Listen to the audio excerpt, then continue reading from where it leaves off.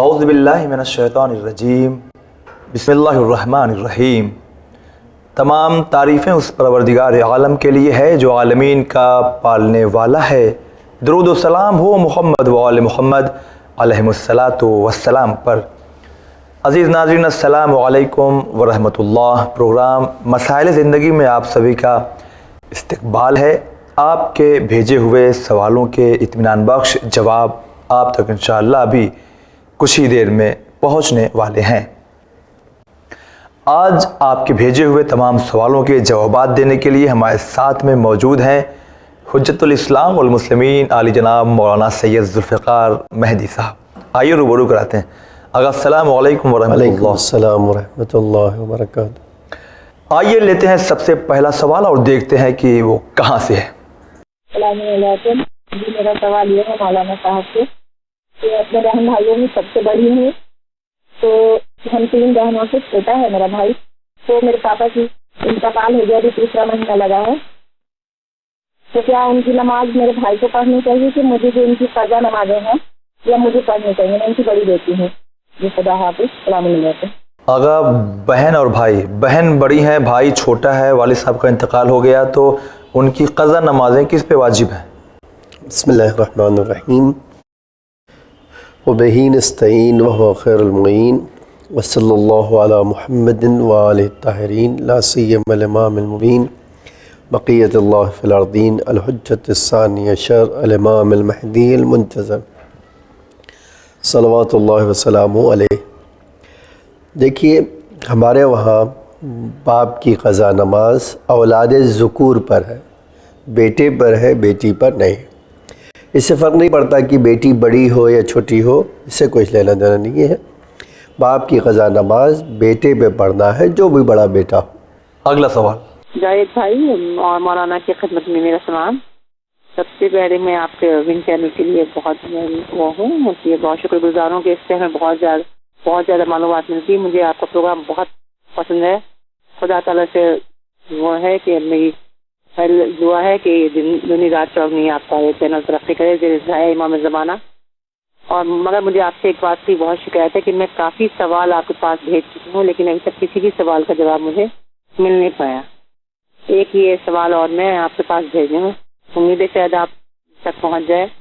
وہ میرا یہ سوال ہے کہ ابھی ذاکر آئی ہیں میرے سے، میں بول رہی ہوں نگار سے، ابھی وہاں سے انہوں نے کہا ہے کہ امامت کا دعویٰ جو جناب حنفیہ تھے انہوں نے بھی کیا ہے جناب زین العابدین کے ساتھ، کہ میں جناب امام حسین کے بعد میں امام ہوں، اور اس بات کا انہوں نے یہ پڑھا ہے آگے مجلس میں کہ وہ اس بات کو لے کر کے جناب زین العابدین اور جناب ابو حنفیہ جو تھے وہاں پر گئے اور خانہ کعبہ میں، اور انہوں نے جا کے مقام ابراہیم پہ ہاتھ رکھا اور جا کہا کہ جو کوئی جس کی آواز پہ لبیک ہوا وہی امام ہوں گے، اور انہوں نے دونوں نے ہاتھ رکھا۔ جناب زین العابدین نے جب ہاتھ رکھا تو جواب آیا کہ لبیک، لیکن ابو حنفیہ نے ہاتھ رکھا تب نہیں آیا، اور اس لیے ان میں امامت میں اختلافات رہا ہمیشہ۔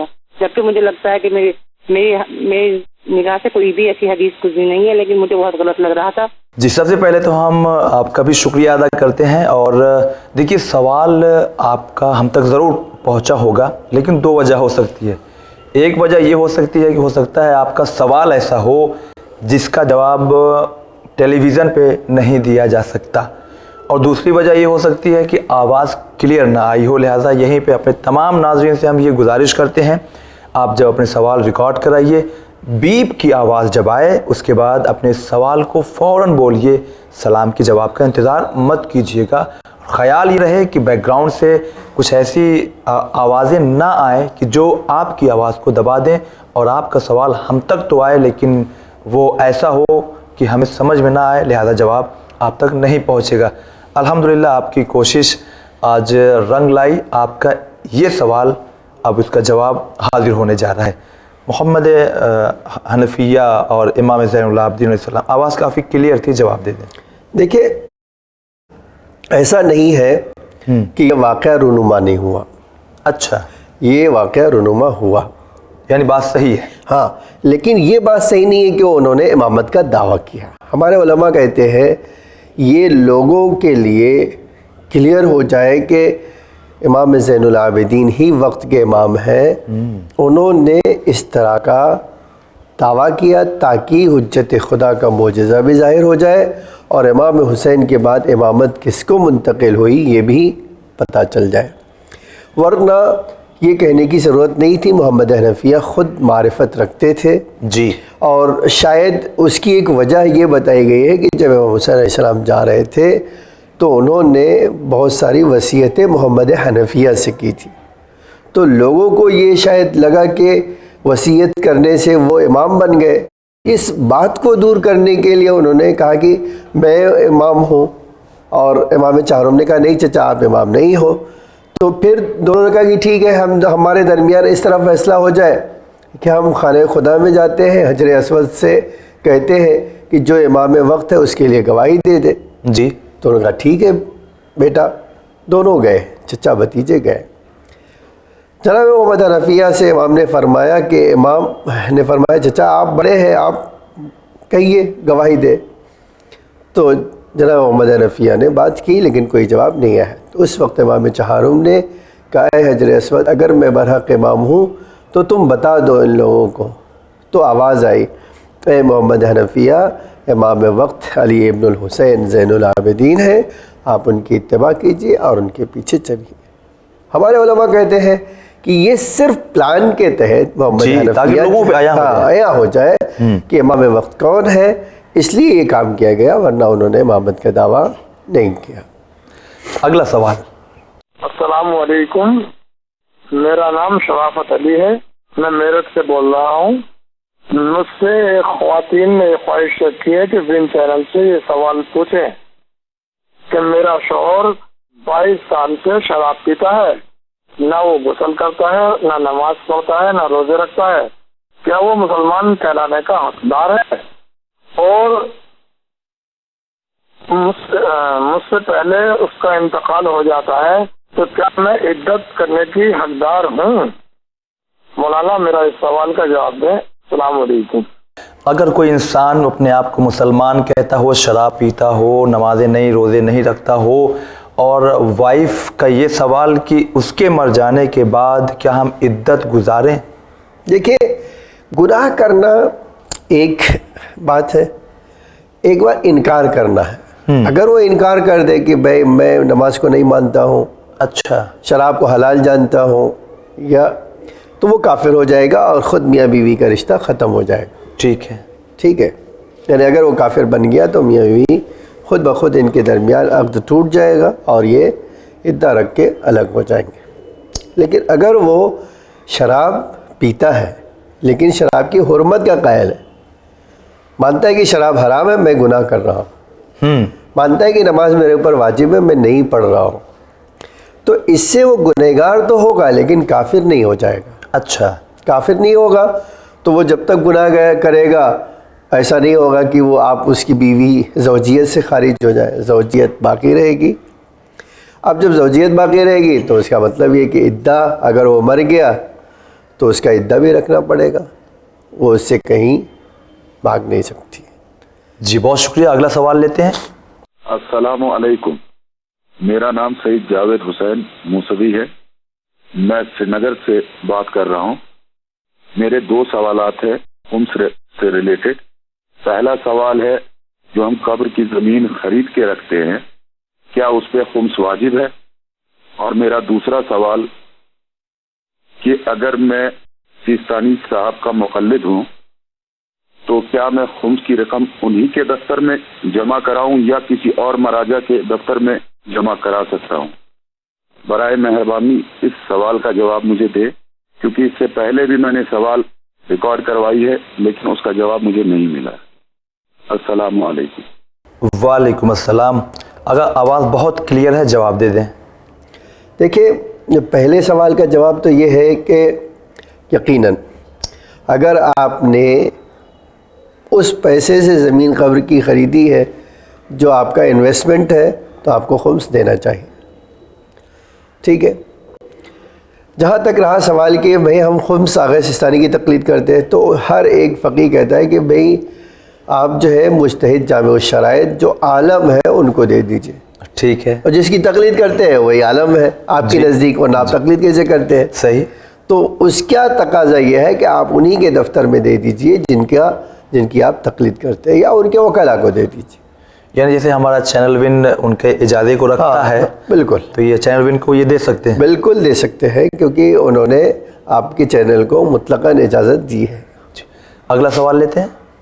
السلام علیکم، میں سرسی سے بول رہا ہوں، ڈسٹرکٹ سنبھل. میرا یہ سوال ہے، میں نے پہلے بھی کوشچن کیا تھا، لیکن میرے سوال کا کوئی جواب نہیں مل پایا ہے. پہلا سوال تو میرا یہ ہے کہ ہمارے وہاں محرم کی 9 تاریخ میں چراغی کا پروگرام، جو یہ ہے کہ گورنمنٹ سے بھی جو اتر پردیش سرکار ہے اس سے بھی انومتی ملی ہوئی ہے، لیکن اس پہ کچھ لوگ شیعہ سید لوگ ہی آپتی لگاتے ہیں کہ یہ ٹھیک نہیں ہے، چراغی یا یہ جھالر وغیرہ لائٹیں جو ہوتی ہیں اس طرح کی لائٹیں 9 تاریخ کی رات میں نہیں ہونی چاہیے، جس میں خیام حسینی اور چراغی اور کچھ جھالر وغیرہ کا پروگرام ہوتا ہے. اور کافی تعداد میں لوگ اکٹھے ہوتے ہیں، کافی تعداد میں. تو میں مولانا صاحب سے جاننا چاہوں گا کہ ایسا نہیں ہونا چاہیے یا ہونا چاہیے؟ جیسا بھی جواب ہو اسپشٹ طریقے سے جواب دے، بڑی مہربانی ہو. السلام علیکم، خدا حافظ. وعلیکم السلام. سرسی سنبھل سے سوال تھا آگا کہ ان کے علاقے میں 9 محرم کی رات کو جو پروگرام منعقد کیا جاتا ہے عزادار لوگ کرتے ہیں، تو ایسا بقول ان کے کہ جیسے جھالر لگانا، جیسے بہت زیادہ لائٹنگ کیا جاتا ہے، تو کیا یہ چیز صحیح ہے؟ دیکھیں، محرم غم کا مہینہ ہے. جی ہاں، ٹھیک ہے، اور 9 تاسوعہ اور عاشورہ جو ہے غم کا عروج کہہ سکتے ہیں آپ. بالکل، کہ وہ تاریخیں ہیں جو غم کا عروج ہوتا ہے.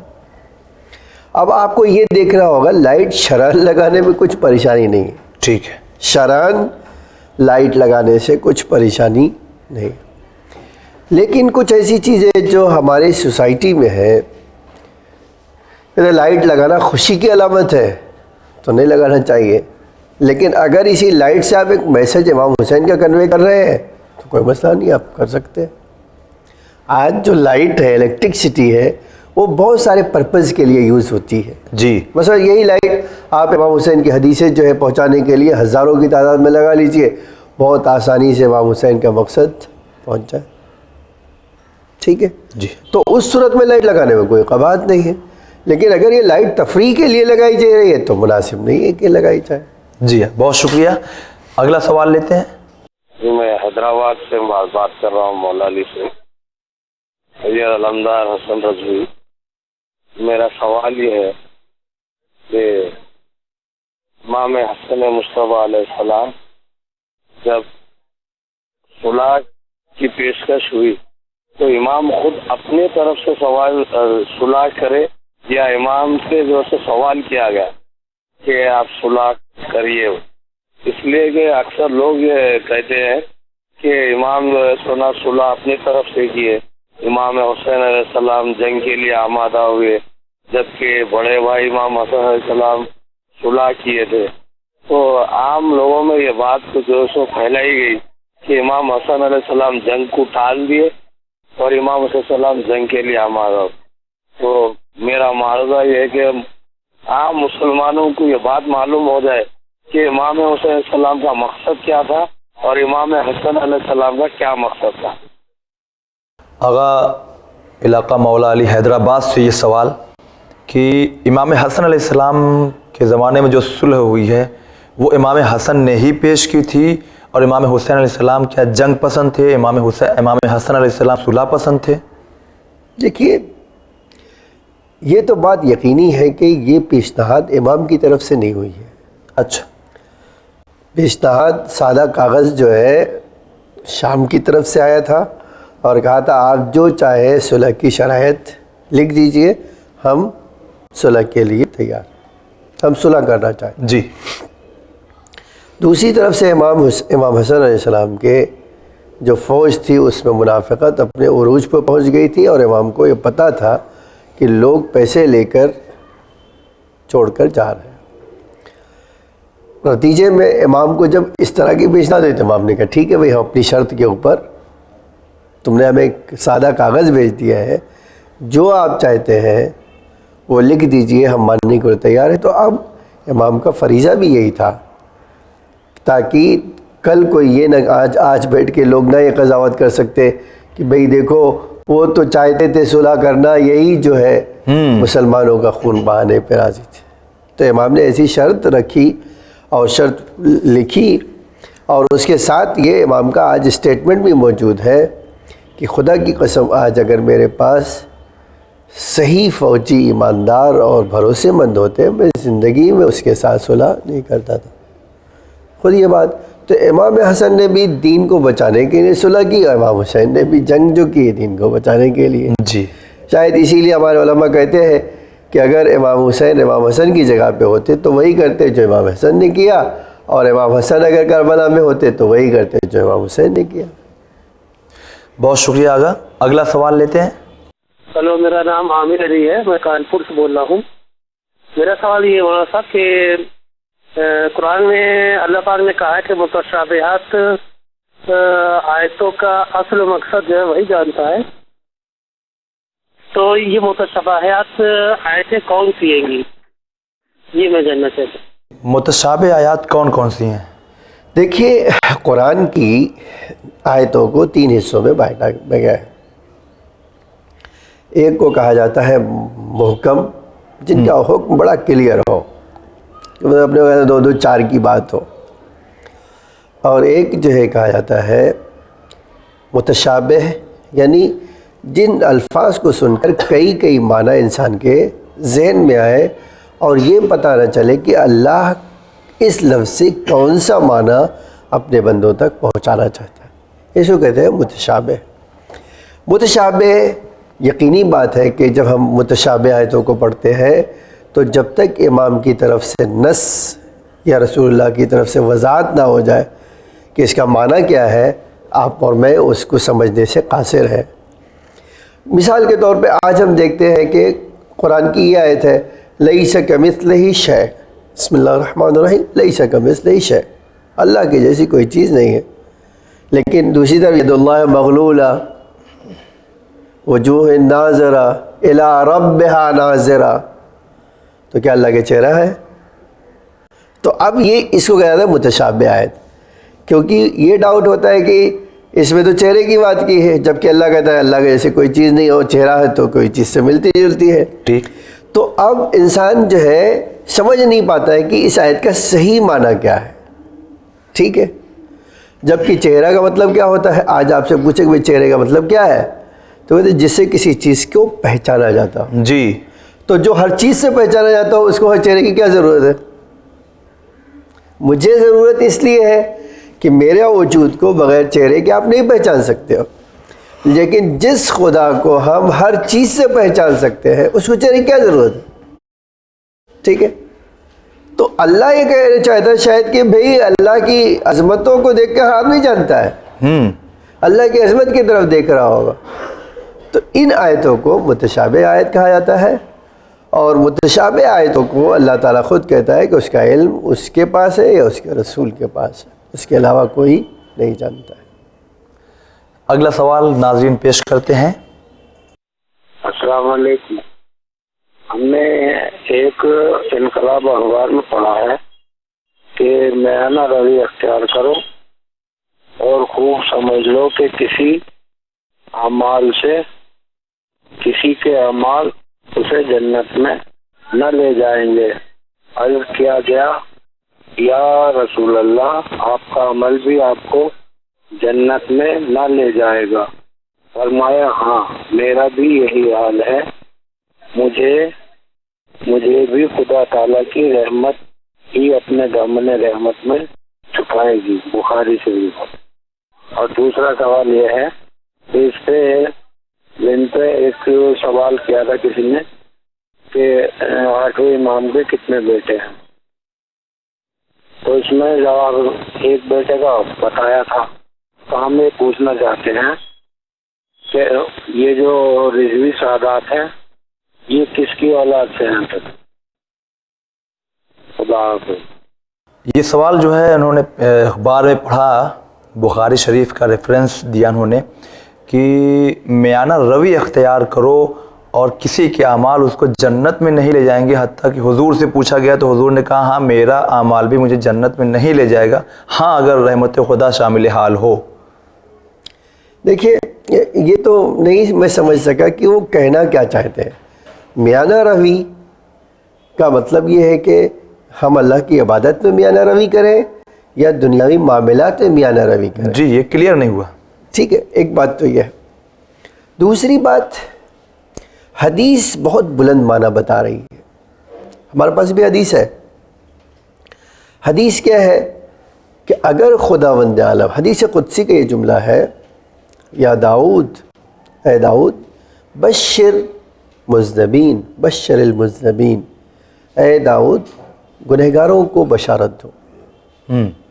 ٹھیک ہے، اور اسی کے اپوزٹ میں بھی آیا ہے وانذر المقربین، میرے قرابت دار بندوں کو ڈراؤ۔ تو یہاں تو بات الٹی ہو گئی۔ جی قرابت داروں کو، جو قریب ہے اللہ کے اچھے بندے، ان کو ڈراؤ، جو گنہگار ہیں ان کو بشارت دو۔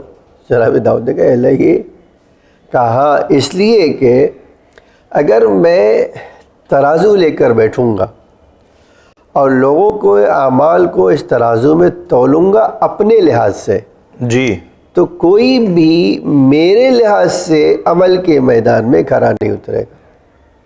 جتنا میں بلند ہوں اتنا بلند کوئی اعمال لا نہیں سکتا ہے۔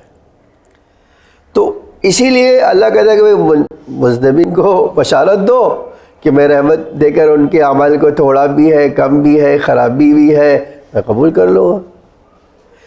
قرابت داروں کو، مقربین کو ڈراؤ، کس لیے کہ میری شان کے مطابق اگر میں نے عمل مانگا تو کوئی بھی پیش نہیں کر سکے گا۔ اللہ کا رسول شاید یہی کہنا چاہتا ہو، اللہ کا رسول کا عمل کا ہم آج تصور نہیں کر سکتے کہ وہ اس کا عمل کس پائے کا ہوگا، کس بلندی اور رفعت کا ہوگا، ہم تصور نہیں کر۔ پیغمبر کی 2 رکعت نماز کس بلندی تک جاتی ہے کوئی تصور نہیں کر سکتا۔ لیکن جتنی بھی بلند ہو، جب ہم خدا کی ذات لامتناہی کو دیکھتے ہیں تو شاید پیغمبر یہی کہنا چاہتے ہیں کہ میری ذات بھی اتنا بلند ہونے کے باوجود اللہ کی رحمت کی محتاج ہے۔ سبحان اللہ۔ جی تو وہ بات اپنی جگہ پر صحیح ہے، وہ حدیث، لیکن میانہ روی کا اس سے کیا تعلق ہے؟ یہ کلیئر نہیں، یہ کلیئر نہیں ہے۔ ہمارے پاس اس طرح کی حدیث ہے، لیکن میانہ روی کا مطلب یہ ہے کہ آپ عبادت میں میانہ روی اختیار کیجئے، یعنی درویش نہ بن جائیے کہ خالی ہر چیز کو چھوڑ کے آپ اللہ کی عبادت کرنے لگے۔ دوسری طرف یہ نہیں ہونا چاہیے کہ آپ اصل عبادت کو چھوڑ کر دنیا دار بن گئے، یہ بھی نہیں ہو رہا۔ یہ اللہ کا مقصد ہے، آپ یہ پوچھنا چاہتے ہیں تو ایک الگ اس کا جواب ہوگا۔ جی انہی کا دوسرا جو سوال تھا وہ امام رضا علیہ السلام کی ایک اولاد انہوں نے سنا، تو کیا سادات سنا نہیں، وہ سچ ہے جی کہ انہوں نے کہا کہ ہم نے اسی چینل سے سنا جی، تو سادات رضویہ جو ہیں وہ کیا انہی کے ذریعے ہیں؟ دیکھیے امام رضا علیہ السلام کی ایک ہی بیٹا ہے جو امام محمد تقی علیہ السلام۔ جی اب ظاہراً تو یہ ہونا چاہیے تھا کہ جتنے تقوی سادات ہے وہی رضوی ہے، جی جتنے تقوی ہے وہی رضوی ہے۔ کیوں؟ اس لیے کہ جو امام تقی کا بیٹا ہے اور امام تقی امام رضا علیہ السلام کے بیٹے ہیں، تو اگر میں باپ کا ٹائٹل لینا چاہوں تو لے سکتا ہوں یا نہیں؟ کیوں نہیں لے سکتا ہوں۔ اسی لیے شاید امام رضا کی میں نے حدیث دیکھی ہے کہ میں چاہتا ہوں، امام محمد تقی علیہ السلام کی حدیث ہے، میں چاہتا ہوں کہ میں اپنے بابا کے ذریعے سے پہچانا جاؤں۔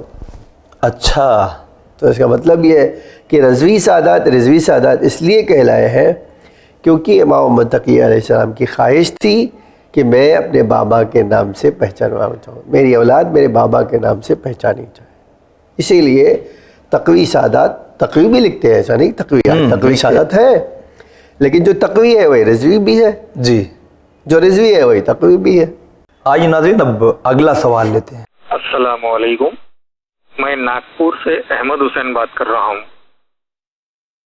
ون چینل کے تمام کام کرنے والے مینجمنٹ کرنے والوں کا میں بے حد تہہ دل سے شکر گزار ہوں، شکریہ ادا کرتا ہوں کہ انہوں نے ماہ رمضان سے ہمیں عالم اسلام کو یا پوری انسانیت کو جو یہ ون چینل شروع کر کے جو ہدیہ عرض کیا ہے، تحفہ عرض کیا ہے، یہ ایک بہت خوبصورت تحفہ ہے جس کے لیے ہم سب آپ کا بے حد تہہ دل سے شکریہ ادا کرتے ہیں۔ جاوید صاحب، آپ سے اور آغا صاحب، آپ سے ایک سوال ہے کہ کیا قرآن شریف پڑھتے وقت یا کسی بھی قسم کی تسبیح کرتے وقت قبلہ رخ بیٹھنا ضروری ہے کیا؟ کیونکہ ہمارے گھر کی بناوٹ ایسی ہے کہ جب ہم ٹی وی دیکھنے بیٹھتے ہیں تو ہم قبلہ رخ نہیں ہوتے ہیں، ہماری پیٹھ کی طرف ہوتی ہے۔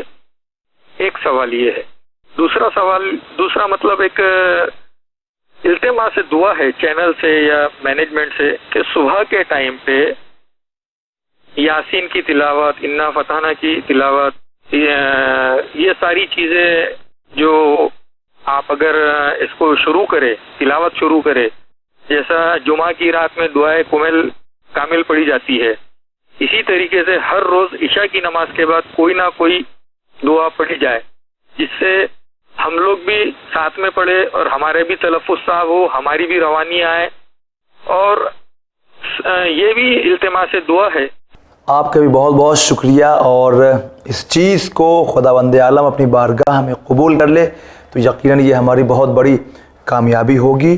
آپ کے بعد دوسرے جو التماس دعا ہے وہ جملہ میں پورا کر دوں۔ صبح کے وقت جو قرآن کی تفسیر یا تلاوت قرآن پیش کی جاتی ہے، اس کا مقصد ہی یہی ہے کہ جب قرآن کی تفسیر یا قرآن کی تلاوت پیش کی جا رہی ہے تو اس میں ایک ایک کر کے ہر سورہ انشاءاللہ آتا رہے گا، آپ اس کو اسی کے ساتھ پڑھتے رہیے کیونکہ تفسیر بھی ہونا بہت ضروری ہے۔ اور آپ کا جو سوال ہے آئیے آگا خدمت میں پیش کرتے ہیں۔ جی آواز کلیئر تھی، جواب دے دیں۔ دیکھیے، ہمارے وہاں نماز پڑھنے کے لیے قبلہ رخ شرط ہے، ٹھیک ہے، کہ اگر نماز آپ نے قبلہ رخ نہیں پڑھی تو نماز نہیں ہوگی۔ لیکن قرآن پڑھنے کے لیے، ذکر پڑھنے کے لیے، تسبیح پڑھنے کے لیے بہتر یہ ہے کہ قبلہ رخ پڑھے۔ اچھا، لیکن اگر آپ کسی اور بھی رخ پڑھ کے پڑھنا چاہتے ہیں تو کوئی مسئلہ نہیں ہے، شریعت میں کوئی اس کی جو ہے مذمت نہیں ہے۔ ہاں کہا گیا ہے چونکہ قبلہ کی شرافت، عظمت اور بزرگی ہے، اس لیے بہتر ہے کہ انسان قبلہ رخ پڑھ لے، نہیں پڑھا کوئی مسئلہ نہیں، آزاد ہو۔ اگلا سوال۔ ہلو، السلام علیکم، میرا نام ہے عباس علی، میں بنگلور سے ہوں، اور میرا سوال یہ ہے کہ میں جس مکان میں رہتا ہوں وہ مکان جو ہے شیٹ کا مکان ہے، RCC کا نہیں ہے، شیٹ کا مکان ہے، اور میرے گھر میں جو ہے قرآن شریف ہے، دوسرے پنجتن کی تختیاں ہیں، عربی آیات ہیں، سب کچھ موجود ہے، اور میرے گھر کے چھت کے اوپر رات کا وقت یہ کتے دوڑتے رہتے ہیں، اس میں پریشانی بھی تھوڑے زیادہ ہے، یعنی جو گھر میں کتاباں ہونے کی وجہ سے، قرآن میں کتے اوپر دوڑنے کی وجہ سے ہمارے کچھ پریشانی ہو سکتی ہے کیا؟ میں یہ سوال جاننا چاہتا ہوں۔ گھر RCC کا نہیں ہے، شیٹ کا ہے، پترے وغیرہ کا ہے، کتے اس پہ دوڑتے ہیں، گھر میں قرآن، پنجتن کا نام یا اذا خانہ بھی بنا ہوا تو کوئی پرابلم ہے؟ جی نہیں، کوئی پریشانی نہیں۔ اگلا سوال۔ میں کمار بول رہا ہوں بنگلور سے، مجھے آپ سے یہ پوچھنا ہے، پہلی بات تو one channel is doing very well, ہم بہت ہی اچھا کر رہے ہیں، اور جو بھی حضرات ہیں، جو منتظمین ہیں، ان کو میں مبارکباد دینا چاہوں گا۔ It's excellent for children, for everyone. میرا سوال یہ ہے کہ جمعے کی نماز کو رسول خدا نے اس لیے بنایا تھا کہ اس وقت جو بھی رسول خدا لوگوں سے بات کرتے تھے تو جو منافقین تھے وہ پیچھے جا کر لوگوں کو بہکاتے تھے، اس لیے ہفتے میں ایک دن جمعے کا روز طے پایا کہ اس میں ایک نماز ہو تاکہ اس میں خطبہ ہو اور جتنے بھی کنفیوژن ہوں وہ دور کیے جائیں۔ اس کے بعد ان خطبات کا یوز رولنگ کلاس میں اپنی پالیسی امپلیمنٹیشن کے لیے کرنا شروع کر دیا. بہرحال میرا کہنا یہ ہے کہ جمعے کے روز نماز ہونے کی وجہ سے اس وقت اسلامی حکومتوں نے جمعے کے روز چھٹی کر دی. لیکن اب جس کے مسلمان صرف اسلامک کنٹریز میں نہیں رہتا ہے، بہت ساری سیکولر کنٹریز میں رہتا ہے جہاں پر سنڈے کو چھٹی ہوتی ہے، تو یہ فرائیڈے کی جو نماز ہے. آغا کمار صاحب سوال یہ کر رہے ہیں کہ حضور بقول ان کے حضور نے جو جمعے کے دن یہ نماز جو پروگرام سیٹ کیا ہے وہ اس لیے کہ اپنی پالیسی کو خطبے کے ذریعے لوگوں تک پہنچائیں، لیکن چونکہ اب بہت سے ایسے شہر ہیں، ایسے علاقے ہیں، ایسے دیش ہیں جہاں چھٹیاں سنڈے کو ہوتی ہیں. پہلے اسلامی حکومت تھی تو فرائیڈے کو ہوتی تھی، اب چونکہ سنڈے کو چھٹیاں ہونے لگی ہیں تو کیا جمعے کی نماز سنڈے کو نہیں ہو سکتی تاکہ یہ جو حضور کی سوچ تھی وہ لوگوں تک پہنچے؟ دیکھیے اس میں کئی سوال ہیں. ایک تو حضور کو بھی حق نہیں تھا، نماز توقیفی ہے، جیسے آئی ہے اس کو اسی طرح پڑھنا ہے، اس میں کوئی چینجنگ نہیں ہو سکتی. قانون بنانے کا حق صرف اللہ کو، قانون بتانا، قانون کی وضاحت یہ پیغمبر کا حق ہے، ٹھیک ہے. لیکن قانون بنایا، قرآن بھیجا ہی کیوں؟ کہ قانون بنانا اللہ کا کام ہے. اللہ کے رسول کو یہ ابلاغ کیا گیا کہ خود آج سورہ جمعہ میں آپ دیکھ لیجئے، اذا نودی للصلاۃ، بسم اللہ الرحمن الرحیم، اذا نودی للصلاۃ من یوم الجمعہ، جمعہ کے دن اگر اذان ہو تو فسعوا الی ذکر اللہ، دوڑو. جمعہ کے دن قرآن نے کہا ہے تو قرآن نازل کس نے کیا ہے؟ اللہ نے. تو اگر پیغمبر بھی چاہے چینج کرنا تو پیغمبر بھی چینج نہیں کر سکتے تھے، ٹھیک ہے، ٹھیک، کیونکہ ایک باؤنڈری ہے. خود اللہ قرآن میں اپنے پیغمبر کے لیے کہتا ہے بسم اللہ الرحمن الرحیم، لو تقول بعض الاقاویل لقطعنا منک الوتین. اے میرے حبیب اپنی طرف سے ایک بات کہیں گے تو آپ کی شہرک کاٹ دیں گے. یا قرآن دوسری جگہ پہ کہتا ہے وما ينطق عن الهوى ان هو الا وحی یوحى. میرا حبیب ایک جملہ بھی، ایک سنٹینس، ایک سنگل ورڈ اپنی مرضی سے نہیں کہتا.